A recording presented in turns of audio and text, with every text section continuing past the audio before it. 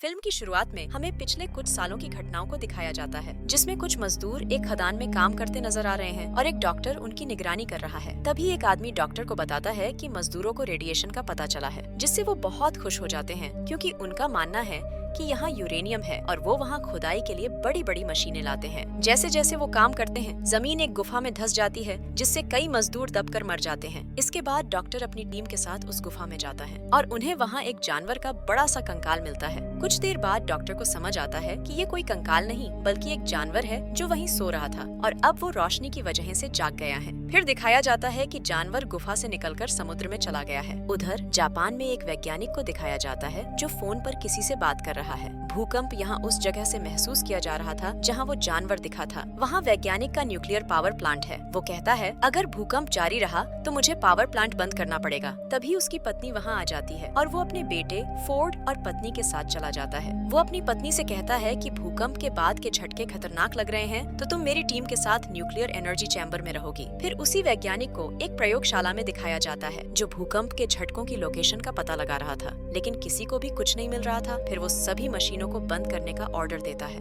क्योंकि उसे पता ही नहीं चल रहा था कि कौन सी चीज झटके दे रही है। तभी वहाँ एक बार फिर भूकंप आता है। उधर वैज्ञानिक की पत्नी जो नीचे एनर्जी चैम्बर में थी वहाँ से भागने लगती है और फिर चैम्बर में एक विस्फोट होता है जिससे वहाँ जहरीली गैस फैल जाती है। उसके बाद वैज्ञानिक अपनी पत्नी की जान बचाने के लिए आगे बढ़ता है, लेकिन तब तक बहुत देर हो चुकी थी। वैज्ञानिक की पत्नी उससे कहती है इससे पहले कि जहरीली गैस वहाँ पहुँचे तुम दरवाजा बंद कर लो, और वैज्ञानिक को ना चाहते हुए भी दरवाजा बंद करना पड़ता है। बाद में वो उदास हो जाता है क्योंकि उसकी पत्नी अंदर रह गई थी। उसकी पत्नी उससे कहती है कि हमारे बेटे फोर्ड का ख्याल रखना, और इसके बाद रेडिएशन की वजह से पूरा पावर प्लांट गिर जाता है। फोर्ड भी अपने स्कूल से ये देख रहा था। इस घटना के 15 साल बाद दिखाया जाता है कि फोर्ड सिपाही बन गया है और अब वह शादीशुदा है। एक दिन फोर्ड की पत्नी को फोन आता है कि फोर्ड के पिता को पुलिस ने गिरफ्तार कर लिया है। फोर्ड अपने पिता से नफरत करता है क्योंकि उसे लगता है कि उसकी माँ की मौत उसके पिता की वजह से हुई थी, लेकिन वो अपनी पत्नी के कहने पर अपने पिता से मिलने जाता है और वहाँ जाकर अपने पिता को पुलिस की गिरफ्त से छुड़ा लेता है। इसके बाद दोनों घर आते हैं और उसका पिता उससे कहता है कि तुम्हारी माँ की मौत कोई दुर्घटना नहीं थी, बल्कि उसकी वजह रेडिएशन थी, और वही रेडिएशन एक बार फिर महसूस की जा रही है और उसे उस जगह पर जाने की वजह से गिरफ्तार कर लिया था। वो बताता है कि वहाँ से अजीब सी आवाजें भी सुनाई देती हैं, इसलिए मुझे वहाँ जाकर जांच करनी होगी।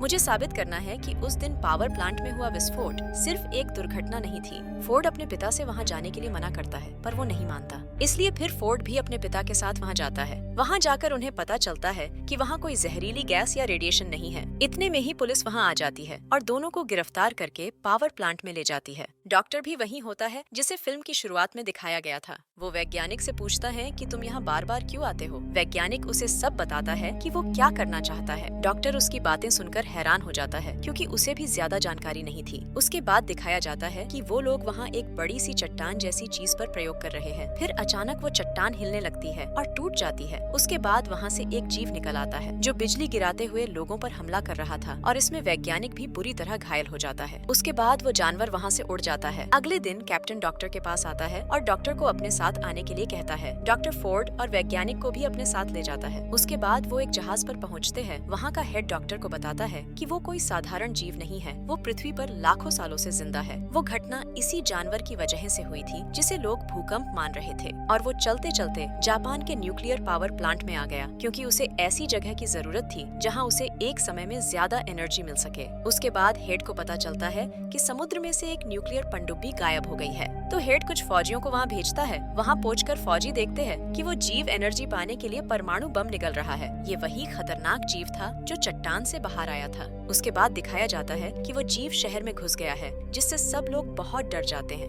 तभी वहाँ पर गॉडजिला भी आ जाता है और जोर जोर से चिल्लाता है। वो जीव गॉडजिला से डरकर भाग जाता है। उसके बाद डॉक्टर की सेक्रेटरी बताती है कि कुछ समय पहले हमें 2 अंडे मिले थे, जिसमें एक अंडे से निकला हुआ जानवर जापान के न्यूक्लियर पावर प्लांट में चला गया था और दूसरे अंडे को निष्क्रिय समझकर हमने एक जगह सुरक्षित रख दिया। उसके बाद हेड पूछता है कि वो अंडा कहाँ है और तुरंत कुछ लोगों को जांच के लिए वहाँ भेजता है। वहाँ पहुँचकर वो बताते हैं कि जानवर अंडे से निकलकर कहीं चला गया है। फिर दिखाया जाता है कि डॉक्टर उस दूसरे जीव की फुटेज देख रहा है जो निष्क्रिय अंडे से निकला था। वो देखता है कि दूसरा जीव पंखहीन है और जांच करके पता चलता है कि ये मादा जानवर है जबकि पहला नर था। उधर फोर्ड को सेना के साथ हर जगह दौरे के लिए भेजा जाता है ताकि वो उन जानवरों को रोक सके। फिर दिखाया जाता है कि वो जीव तबाही मचा रहे हैं, तो हेड कहता है कि हमें उन पर घातक परमाणु बम से हमला करना होगा। उस पर डॉक्टर कहता है इससे उन्हें फायदा मिलेगा क्योंकि उन्हें न्यूक्लियर एनर्जी की जरूरत होती है और इससे वो और मजबूत होंगे। इसके बाद हेड कहता है कि इन्हें रोकने के लिए हमें कुछ तो करना होगा। दूसरी तरफ गॉडजिला उन्हें मारने के लिए आ रहा था,